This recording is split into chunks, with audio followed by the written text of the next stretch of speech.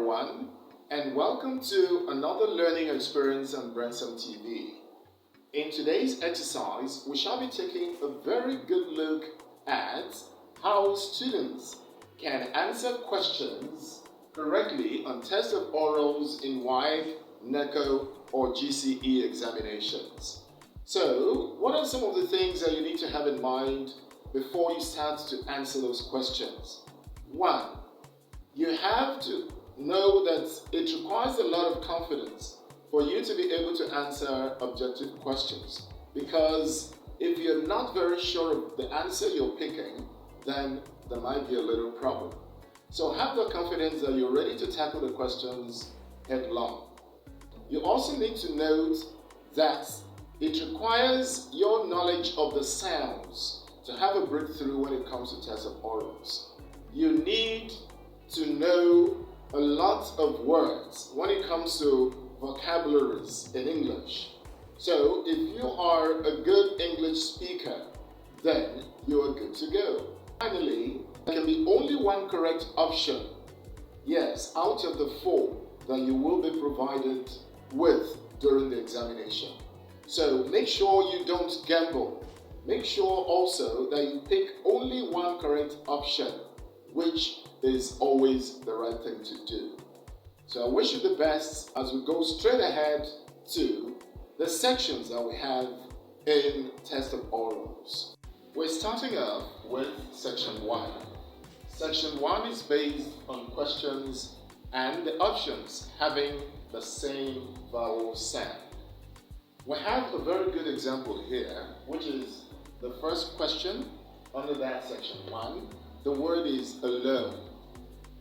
One of the letters that happens to be a vowel will be underlined. As you can see here, the letter A is underlined.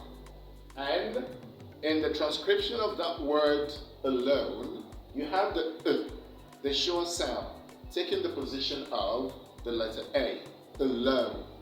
Now let's take a look at the options, A, B, C, D. Which of the options here do you think it's correct to take the sound that makes the correct answer? We have heater, we have back, we have plank, and we have crawl. So taking a look at the pronunciation of these words, we see that it's only A, that is heater, that has the sound, as in ER, standing for the heater. So the correct answer here is A. And now we move on to section 2. Here we have questions having the same consonant sounds. So you will be asked to choose of all the options the one that has the same consonant sound with the letter that is underlined. In the word we have here, it goes C's. And the letter underlined here is the Z or the Z. So taking a look at the options here, which of the options do you think is correct? Now the first option here goes C's, and this C's, and next rush, and these talks. So taking a look at the options, easily, when you pronounce them correctly, you will discover that option B happens to have this sound, as in this particular S going Z. So the word goes C's, and that is the correct answer. Section 3. Here we have rhymes under this section. And what are rhymes all about? It's all about the particular word among the options that rhymes with the question. We have a very good example here, which is the word couch. So how do you get the correct answer when it comes to rhymes? All you need to do is to take a look at the options and carefully look at that particular one that has either the vowel or the consonant going the same with the one in the question.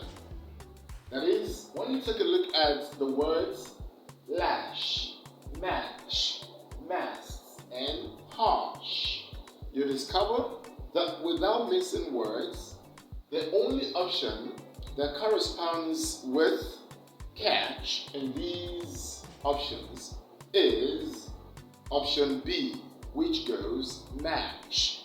So you hear very clearly that they sound very similar. That's why it is called a rhyme. Catch and match. Now we move to section 4. Here in section 4, it always has to do with correct stress. So what is it talking about here? When you say correct stress, you're taking a look at the right option that best stresses that particular question given there. And in this exercise, we have humility. Humility. And here we have options A, B, C, and D. So taking a good look at these options, you discover that the only correct option here, when you say the word humility, the mid there, that is a syllable that is stressed, and that is the second syllable. So taking a look at the options, we have option B going correctly. Humility. So option B is the correct answer. Section 5. Section 5 has to do with different stress pattern. And when you take a look at the options here, you discover that as usual we have 4 options. So what is different stress pattern all about? What you need to look out for in these options is that particular word, only one of them, that has a different pattern or stressed differently from the other 3. So in other words, 3 of these words are stressed the same way. It's only one of them that is stressed differently. So that's the answer that you are looking for in this section. So let's take a quick look at the options for us to get the right answer. We have A, public, center, concern, people. Public, center, concern, people. So, which one is the correct answer? Now, when you listen carefully, you discover that public is stressed on the first syllable. Center, also on the first syllable. People, also on the first syllable. So, it's only concern that is stressed on the second. So, option C is the correct answer. Concern. It's quite different from A, B, and D. So C automatically is the correct answer. So let's go to section 6. Section 6, as you can see, is all about emphatic stress. And what is emphatic stress has to do with? Yes, taking a look at a sample question that we have right here, you discover that the question is in form of a statement or a simple sentence. All the options A, B, C, and D are in form of questions, as you can see. So how do you get the right answer to this particular section? Emphatic stress. Now take a look at the statement. It says, John's watch is made of gold. John's watch is made of gold. Now the word gold there is written in capital letters. So how do you now get the correct answer? Take a careful look at all the options, as you can see here, and the only correct option here happens to be that particular one that has a different word from the word that is stressed, and that is gold. So, taking a look at the options A, B, C, D, we discover that option A happens to have a different word from the one in capital letters.